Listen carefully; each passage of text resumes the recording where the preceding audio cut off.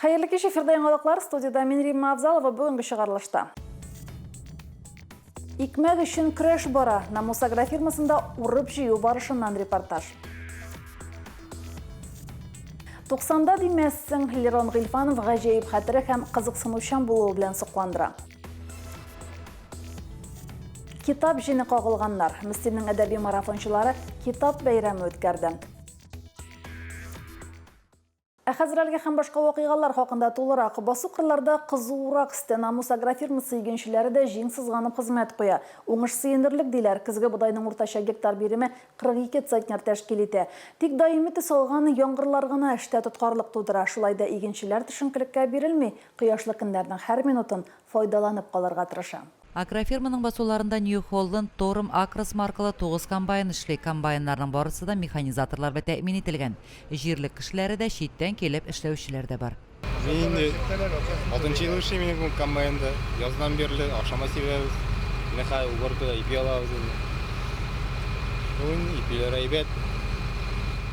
Узган елда чагыштырганда менә уңыш сөендерә, менә ничек булсын? Сөендерә әйбәт. Буелны яңгырлар да булды әйбәт. Быел Сорман районнан 4 комбайн килеп эшли. Басукырларда хезмәт куючыларга эшләү өчен бөтен мөмкинлекләр дә тудырылган. Көнгә 2 тапкыр кайнар ризык ашаталар. Кичкеләрдән әти белән эшләдем башта. Помощник комбайнер булып, хәзер үзем. Улым шушында, тоже комбайнда. Шулай бергә эшлибез. Каян килеп эшлисез һәм ничәнче сезон? Икенче сезон эшлибез менә. Сарбаннан килеп эшлибез. Миңа 19 яшь. Мин инде комбайнда 5нче сезонымны башлап җибәрдем. Бу инде безнең бәләкәйдән килә инде, әти белән кичкеләргә ярып йөреп инде мин техника белән кызыксына башладым инде.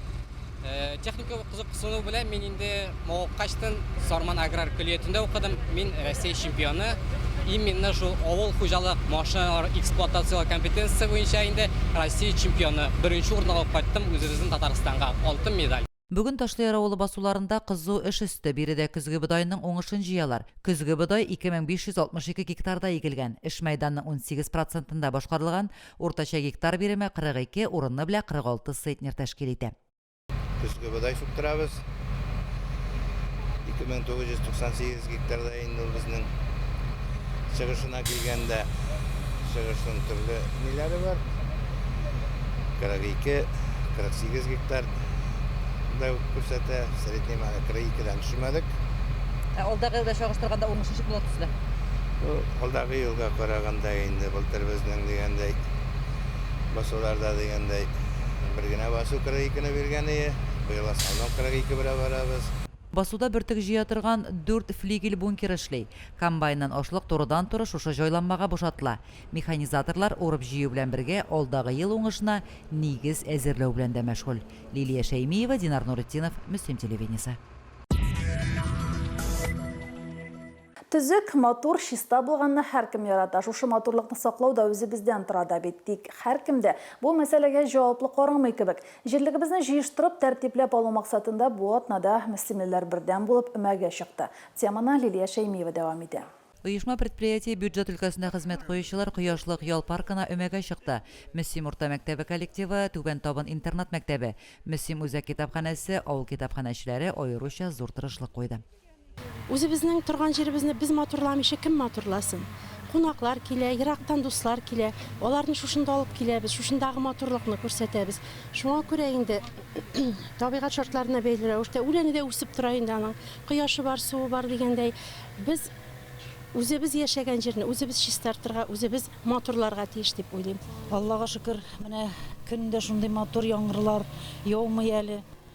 Су буйлары шундый рәхәт һәм рәхәтнең дә шушы кадерен белсәк иде. Шушылай су буйларын һәр вакытта да үзебез чиста иттереп, матур иттереп тотсак ие. Кызларның кулындагы тырма һәм уракларга күздә ярмәде. Территорияны чүп үләннәрдән арындыру белән бергә ир-егетләр балалар уен мәйданчыгында ял итү корылмаларын да төзекләндерде. Менә бу кояшлыкның матурлыгын бөтен үзәк карап сокланабыз инде. Шу беләнне батып яткан беркемгә дә ошамый. Шуңа күрә җыештыру кулай дип күрәбез инде. Кояшлык паркында өмәләр шушылай даими үткәрелеп тора. Кайткан кунаклар да безнең мөселманның моторлыгына сокланып китәләр. Чисталыкны бергәләп сакласак кына, мөселманыбыз тагын да моторрак булар, ямьле булар. Мөслимләр генә түгел, кайткан кунаклар да җирлегебезнең моторлыгына таң калып йөри. Тик бу моторлыкны бергәләп сакларга кирәк шул. Су буе территориясын билтеңентен булып үскән кычыткан, алабута, башка төр чүп үләннәрдән арындыру өчен өмәләр алга таба да дәвам итәчәк. Булганны кадерләп тотканда гына әйләнә тирәбез чиста булыр. Лилия Шәймиева, Динар Нуретдинов, Мөслим телевидениесе. Контракт негізінде хезмәт итүчеләр махсус хәрби операцияга китәр алдыннан Казан янында тизәйтелгән әзерлек курслары уза. Булачак хәрбиләр 5 көн эчендә төп күнекмәләр ала. Корал белән эш итү, беренчел медицина ярдәме күрсәтүдән башлап дроннар белән идарә итүгә кадәр өйрәнәләр. Төп игътибар гамәли күнекмәләргә бирелә. Инструкторларның да күпчелеге хәрбиләр һәм хәрби хәрәкәтләр ветераннары, торак, туклану һәм киемнәр бушлай бирелә. Хәрбиләрнең көндәлек тормышы турында алдагы сюжетта. Пострелял, значит, должен сместиться и пойти. Уходишь в эту сторону. Упал. Бирдә фронт линиясыннан еракта дистәләгән ир-ат хәрби хәрәкәтләр зонасына китү өчен әзерләнә. 5 көн эчендә алардан чын профессионаллар әзерлиләр. Бу яшь солдатлар өчен курслар гына түгел, бирдә кырыс чынбарлыкка әзерлиләр. Бәрлешләр вакытында алган бәхәсез тәҗрибә белән бүлешәләр. Даю так называемые фишки в кавычках, которые им пригодятся. К примеру, один из примеров, да. Здесь на большой земле остается супруга или мать, он уходит туда. То есть между собой в части контакта они определяют так называемое кодовое слово. Словно это ромашка. То есть боец, если у него есть возможность выйти в эфир на большую землю, в общении, в смс или в телефонном звонке, первое ключевое слово у нас кодовое идет ромашка. Что значит это? Если кодовое слово обозначено, значит вторая сторона понимает, что у бойца все в порядке. Хәрбиләрне алгы сызыкта кирәк булачак бөтен әйбергә өйрәтәләр. Корал белән эш итәргә, дроннар очырырга, сугыш шартларында исән калырга һәм тактик медицинага. Бу теория гына түгел, кайнар нокталар аша узган инструкторларның тормышта сыналган белемнәре. Напутствие одно – служить с достоинством и честью и помнить, что их ждут дома. Это самое главное. Наши обучаемые разных профессий, разного возраста, они изъявили желание защищать свою родину, но навыки, которые необходимы для этого, я считаю, они должны получить хоть и в короткое время, но в нужном эффективном объеме, дать им те навыки безопасного обращения с оружием, оказания доврачебной помощи на поле боя, взаимовыручки, боевому слаживанию. Тыгыз графикта атулар, тактик ярышлар, позициялар билгеләү, карта һәм дроннар белән эшләү. Гадәти армия шартлары: иртәнге 6-да торып, кичке 11-дә йокларга яту. Кайбер хәрбиләр бер кайчанда хезмәт итмәгән, шуңа алар өчен барысы да яңалык. Республика Бурятия прилетел. Вот. Так и занесло. Почему поехал сюда, в эту республику здесь?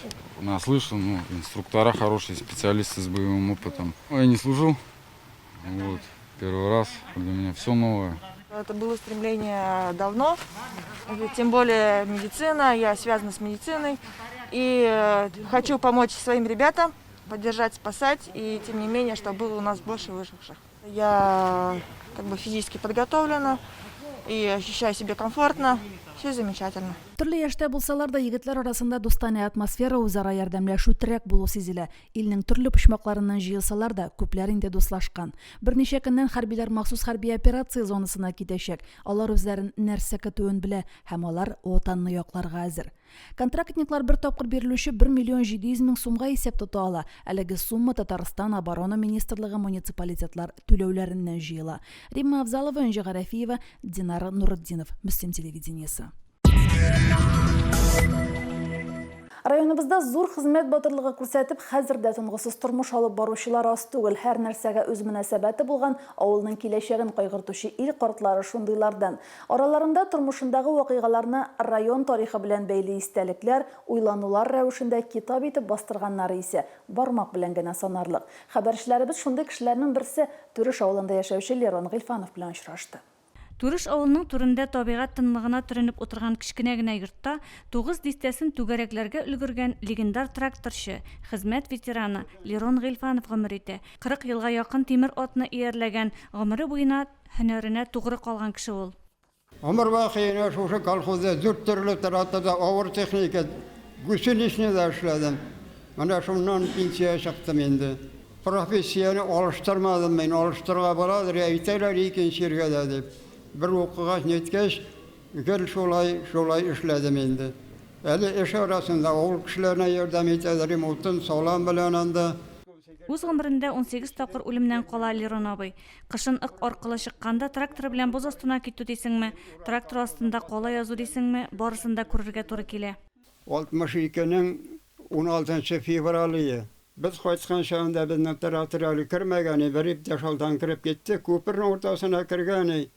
Чыга алмай инде, күпернең бер рәтен сүткәннәр, такталарны гел. Мәйдә минем тракторны шул апчыга якты. Трос белән тегеләрне инде монда калганнарны сөйләп чыгарыбыз дип. Мин тракторга үзем инде иптәш тә бар инде, ул икенче. Хәзер күпмедер 1-2 метр барган җирдән инде ничектер төшеп кителде инде трактор кинәт кенә. Су мине күтәреп, ишектән чыгып, анда 1 метрлап махырга инде общий ватылган. 60-нчы елларда Лерон Гыйльфанов исеме район газетасы битләрендә мактап телгә алына. Шагыйрь Мөҗәһит Әхмәтҗановка аның прицепчиге булып та эшләргә туры килә. Ул безне уйнарга өйрәтте, ул безне кешеләрчә иттереп сөйләшергә өйрәтте, уйларга өйрәтте. Һәм гомумән ул безне кеше буларак тәрбияләде. Бүгенгесе көнгә хәтле без Лерон абыйны, аның авылдашлары онытып бетермибез. Ул безгә һәр вакыт бүтән яктан да үрнәк булды. Бүгенгесе көндә дә ул үрнәк. Без аның кайткан сайын аның белән күрешмичә, ихатасына кермичә китмибез. Лерон абый районда үткән сабанчылар ярышында 2 тапкыр беренчелекне алган. 1969 елда хөкүмәтебез аны хезмәт кызыл байрагы ордены белән бүләкләгән. Ул бүген дә актив тормыш алып бара. Юбилей хөрмәтенә җыелган якыннары, авылдашлары да Лерон абыйга соклануларын яшермәделәр. Район башлыгы Альберт Хуҗин Лерон Гыйльфановны 90 яшьлек юбилей белән тәбрикләп, Татарстан Республикасы авыл хуҗалыгы һәм азык-төлек министры Марат Җаппаровның котлау хатын, район башлыгының рәхмәт хатын тапшырды. Сердечно поздравляю вас с юбилеем. В связи со знаменательным событием в вашей жизни примите искренние слова благодарности за многолетний плодотворный труд и значительный личный вклад в развитие агропромышленного комплекса Республики Татарстан. 90 яшы тулган көннәрдә Лерон Гыйльфанов үзе язган китабын кулына алды. Истәлекләр, уйланулар, көндәлек язмалары тупланган утлы кисәү китабын юбилейына бүләк итеп аңа улы Ләбиб Лерон тапшырды. Белмичә калды. Бу вакытында 2017 елның безнең Мираж журналында басылган иде. Андан истәлекләре менә шушы Мөслим җирлегендә, Мөслим җирендә, Турыш авылында, Иске Карамалы авылларында шушы басудан кайтып кермәүе, көне-төне эштә булуы турында һәм үзенең язмышы, ятим үсүе хакында, әтисенең Ватан сугышында һәлак булулары, туганнары, нәселләре турында китап шушы турында ул яратып язган әсәр. Ялгызы гына берничә ел үтсә дә, Лерон абый тулы канлы авыл тормышы белән яши, тавык чебешен тота, бакча үстерә. Теплицасында кыяр помидорлары өлгереп утыра. Бакчасында ни телисең шул бар. Ишек аллары йорт тирәсе чәчәккә төренгән. Бу эштә аңа балалары, туганнары гына түгел, игелекле күршеләре дә ярдәм итә. Төп йортның җылысын бүген дә саклап яшәүче Лерон абыйның язмышы тулысынча авыл аның кешеләре белән бәйләнгән. Ул бүген авылның киләчәге өчен борчыла.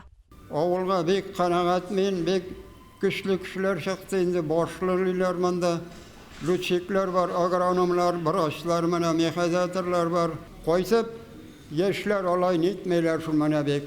Кайтып төпләнеп, үзләренә булса әйтмәйләр. Сюжетыбыз герое гаделлек сөюче, дөреслекне яратучы кеше. Игенче хезмәтенең бөтен эшкәлекләрен белгән аксакал Турыш авылының гына түгел, районыбызның тарих сәхифәләрендә үз урынын алырлык хезмәт язды. Ул җирнең чын хуҗасы булган Лерон ага Гыйльфановның киләчәк буынга васыяте булып яңгырый. Гөлназ Җәлилова, Динар Нуртдинов, Мөслим телевидениесе. Узып баручы атнада Киләчәк паркының татар ихатасында әдәби мәйдан исемле үзенчәлекле чара узды. Китап бәйрәме мондый форматта беренче тапкыр оештырылды. Анда күрше Сарман, Әлмәт районнарыннан да әдәби марафончылар кунак булып килде. Шул хакта тулырак Гөлназ Җәлилова. 2017 елда татар интернетында эшләп киткән әдәби марафон проектында мөслимлеләр бик теләп катнаша. 2022 елда Акбуенда үзләренең сабан туйларын оештырсалар, быел алар күрше районнары марафончыларында кунакка дәштеләр. Сарман районыннан очрашуга язучылар, шагыйрьләр, коллектив белән марафонда катнашкан Сүнмәс ялкын фольклор ансамбле дә килде. Мөслимгә һәрвакыт шатланып, куанып киләбез без. Матур җир, кешеләр әйбәт, үзләр әйбәт. Марафонга килгәндә инде марафонга байтак еллар катнашып киләбез. Birinci yıllarda biz büyük kişi bulduk, işler dörtlerine kişi buldu. Şimdi kübrek basımını yasadık kitaphaneçilerge. Biz 32 kişi birden bulup bugün yığılışıp birge geldik. Özümüzün konsertlarımız bilen, özümüzün yazışlarımızla alıp geldik. Elmetning Totar kitabın süyüşçülері zor bir komanda bulup toplanıp, edamanları Güliye Cemaliyeva bilen kelgenler. 2017 yıldan beri edebi marafında katnaşıp, edebi eydaman bulup duramız. Hem bugün indi elbette biz müslüminlerden bit sağınıp, maşinalarga oturup, köp itip kildik, köp kişi kildik katnaşışlar. Çünkü edebi marafının finalına bu sonuncusuna 28'ge 24 kişi çıktı. Bu edebi marafında katnaşırga şakıram, katnaşırız, Tatar kitapların okuyuz, Tatar edebiyatını yaratıp, jırlap yaşarga nasip kılsın. Бүгінгі күнде Elmet şəhərində yaşayışı yoqtaşыбыз Solavuz Muxan ауылы қызы Синара Жиһаншина өзінің яңа гына табадан түшкән шигырын бүләк итте. Нәни кызчык булып, кабат узам, балачакта йөргән күпердән, сиңа булган көчле яратуым, җырларыма күчәр күңелдән. Әмәке ауылынан Татар теле укытучысы Гөлнара Хакимова әдәби марафонның һәр берсендә катнаша. Быел ул үз артыннан укучыларын да ияртергә ниятли. Edebi marafonda indi biz kitaplar okuyuz. Hem özümüzün arkamızdan kitap okurga yaratuşlarını yertemiz. Min indi en birinçilerinden katnaşışı bularak şu marafon da özümün kollegalarımı da, dostlarımı da öz артымнан yertirge tırıştım. Biz indi başta 30'ga yakın, Respublika boyunca ol 30'ga yakın kişigine başlap jibergen bulsa, hazır indi bir көп marafonçı. Şoraga yazучылар, şagыйрьләр, башлап каләм тибрәтүчеләр, сәнгать итеп шигырь сөйләүчеләр дә килде. Бәйрәмгә кунак итеп чакырылган Фуат Садриев, Факил Сафин, Мөҗәһид Әхмәтҗанов, Роза Хәбибуллина, Лилия Садриева марафончыларга теләк тәкъдимнәрен җиткерде. Рүзәл Минхажев, Марсел Гыйлфанов үзләре иҗат иткән шигырьләрне сәхнәдән яңгыратты. Кешене кулга алу өчен аның хисләрен тәрбияләргә кирәк. Аны тәрбияләргә кирәк. Бу хезмәтне башкара сәнгать. Сәнгатьнең сүз сәнгать өлеше әдәбият дип атала. Әгәр дә шушы кешегә үзенең рухын уятырга ирек бирсәң, бу кеше зур эшләр башкара ала. Менә шуңа күрә һәрбер әдәби әсәргә карарга кирәк шушы күзлектән минемчә. Әдәби марафон проектының идея авторы оештыручысы Татнетны үстерү фондының башкаручы директоры Раил Гатауллин мөслим марафончыларына аларның әйдәманы Роза Маракинаға рәхмәт хатлары, бүләкләр тапшырды. Әдәби марафон проектында мөслим районынан катнашучылар елдан-ел арта бара, алга таба тагын да артыр дип ышанып калам. Һәм инде әлбәттә китап уку кирәк. Әгәр дә кеше китап укымый икән, аның тел байлыгы артмый, аның дөнья карашы киңәймәй, шуңа күрә әгәр дә инде үсеш үз алдына максат куйган икән, үсеш дип әйбәт, ул вакытта инде нәкъ китап уку белән кеше алга бара, үзенең уңышларына ирешә ала. Шорага килүчеләр хозурына театральләштерелгән күренешләр, мастер-класслар тәкъдим ителде. Сәхнәдән шигырьләр һәм җырлар яңгырады. Замана баласына әдәби китап укырга теләк уяту өчен яңа форматлар эзләмичә булмый. Әдәби марафонда әйдәманнарга алга таба тагын да зуррак бурычлар йөкләнә. Иң мөһиме татар китабын укучылар киммәсен. Гөлназ Җәлилова, Динар Нуртдинов, Мөслим телевидениесе. 12 августта Халыкара яшьләр көне билгеләп үтелә. Шул уңайдан үзәк китапхана хезмәткәрләре кызыклы чара оештырды. Фонтан янында гитаралы кич үткәрделәр. Авыл егетләре, тормыш бөркетләре, ватан өчен калган кебекләр. Яшүсмерләрнең җәйге ялын күңелле һәм файдалы итеп үткәрү максатыннан оештырылган чара үзәк фонтан янында башланды. Гитаралы кич дип аталган әдәби музыкаль кичәгә шактый күп кеше җыелды. 12 август инде безнең халыкара яшьләр көне, шул уңайдан үзәк китапхана хезмәткәрләре менә халкыбыз өчен үзебезнең талантлы мөслим егетебез Илназ Морсахан белән шушындый гитаралы кич үткәрергә уйлады. Бу бик гади форматта ясарга уйладык без.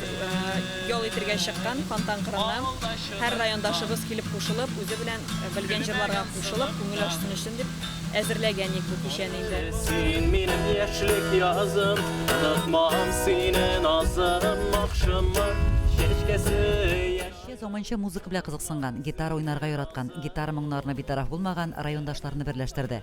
Кичә кунаклары Илназ Морзаханов гитарада уйнады, Рүзәл Минхаҗев үзенең шигырьләрен укыды, иҗат иткән җырларын башкарды. Башкалар да аларга кушылып бергәләп җырлап, аралашып күңел ачтылар. Безнең Мөслимдә шундый шатнап торган кешеләр булу белән бик куанам, горурланам. Шул кадәр күп яшьләр җыелды. Китапханәчеләрнең шушындый шара үткәрүләре ул үзенә күрә бер бәхет.